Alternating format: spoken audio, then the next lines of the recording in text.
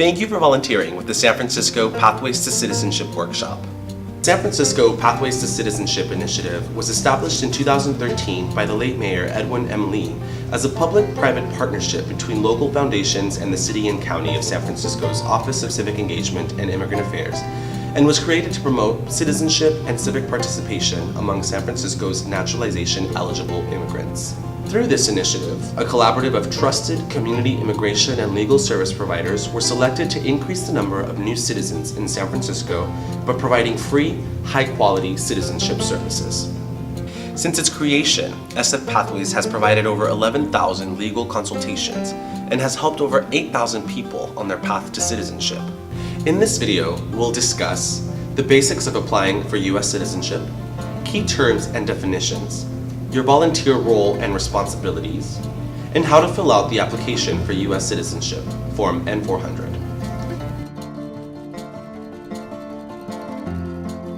SF Pathways provides free large group processing workshops in San Francisco 5 to 6 times a year to help residents prepare their citizenship applications.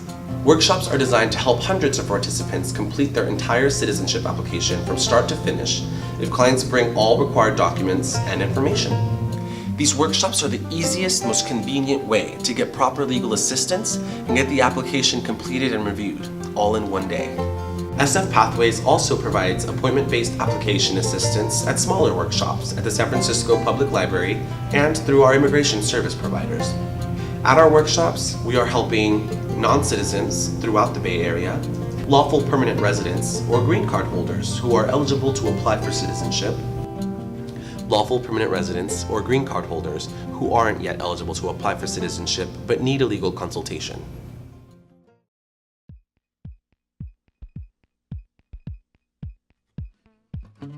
A citizen is someone who was born in the United States, automatically received citizenship from their parents, applied for naturalization. To apply for citizenship, someone needs to be at least 18 years old, have lived in the area you are applying for at least 3 months, have a green card for 5 years, or 3 years if they are married to a U.S. citizen. In the last 5 years, spent more than 2.5 years in the U.S., 1.5 of 3 if married to a U.S. citizen. In the last 5 years, didn't take any trips abroad for 6 months or longer, shows good moral character, has basic knowledge of English and U.S. history and civics, and demonstrate an attachment to the principles and ideals of the U.S. Constitution. Some key terms you need to know. USCIS. U.S. Citizenship and Immigration Services is the federal government agency and the component of the Department of Homeland Security that oversees lawful immigration to the United States. Naturalization is the process by which U.S. citizenship is granted to a foreign citizen or national after they fulfill the requirements established by Congress in the Immigration and Nationality Act. Lawful permanent resident. Any person not a citizen of the United States who is living in the U.S. under legally recognized and lawfully recorded permanent residence as an immigrant, also known as permanent resident alien permit holder, and green card holder.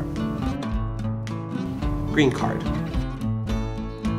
A green card, officially known as a permanent resident card, allows a person to live and work permanently in the United States. The steps someone must take to apply for a green card will vary depending on their individual situation. N400. Form N400, Application for Naturalization, is an application to become a naturalized U.S. citizen. I-912. I-912, Request for Fee Waiver, is a form used to request a fee waiver for certain immigration forms and services based on a demonstrated inability to pay. A number, or USCIS number. An A number, also known as an Alien Registration Number or Alien Number, is a unique 8 or 9-digit number assigned to a non-citizen at the time their A file is created. An A number is the letter A followed by 8 or 9 numbers. Selective Service. The Selective Service System is an independent agency of the United States government that maintains information on those potentially subject to military conscription. In general, males must register with Selective Service within 30 days of their 18th birthday, but not after reaching 26 years of age. Naturalization Oath of Allegiance. Someone is not a U.S. citizen until they take the Oath of Allegiance at a naturalization ceremony. Individuals will receive their certificate of naturalization after taking the Oath of Allegiance.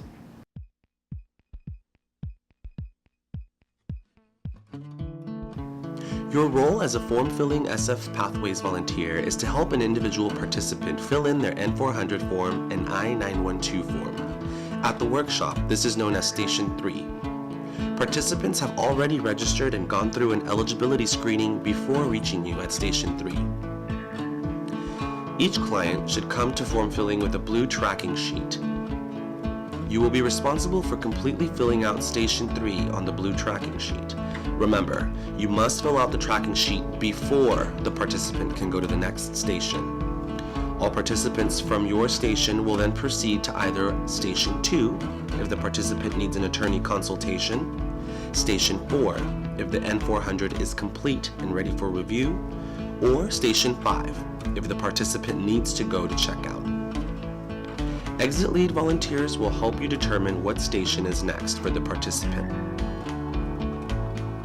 At your station, you will have the following items: N400 forms, I-912 forms, pens, sticky notes, white correction tape, and paper clips. Reminder, only use black ink pen on N400 and I-912 forms. Colored flags: green means I'm ready for new client, yellow means I have a question, and red, I'm done and ready for review. When the participant sits down at your table, introduce yourself. Speak slowly and clearly. Be patient, compassionate, and understanding. Be respectful and use respectful mode of speech. Example, usted versus tú. Ask for the participant's green card, passport, state ID, and blue tracking sheet. Clients should at least have green card. Begin filling out the forms using resources at your table.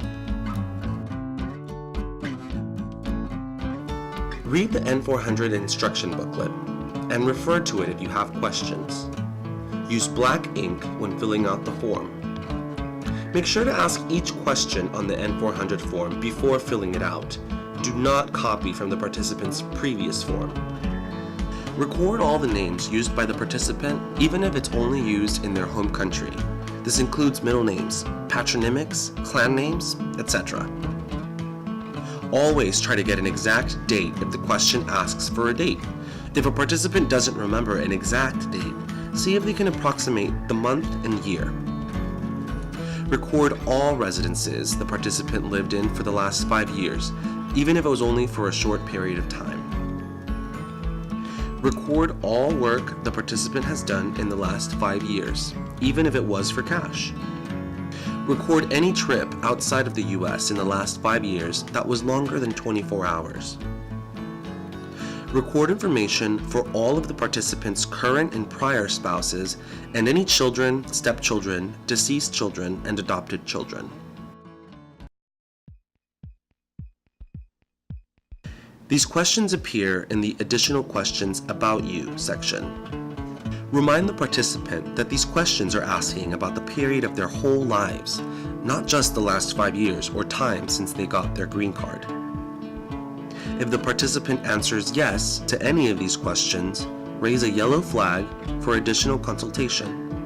The participant must sign in the section marked Applicant's Signature. If the participant used an interpreter, make sure the individual who provided interpretation includes the following information: name, language used, signature, and date of interpretation. You are the preparer of the N400 form. You need to include your name, signature, and date of preparation. You will need to also include the address and phone number of our lead SFPCI agency, which will be provided to you during the workshop.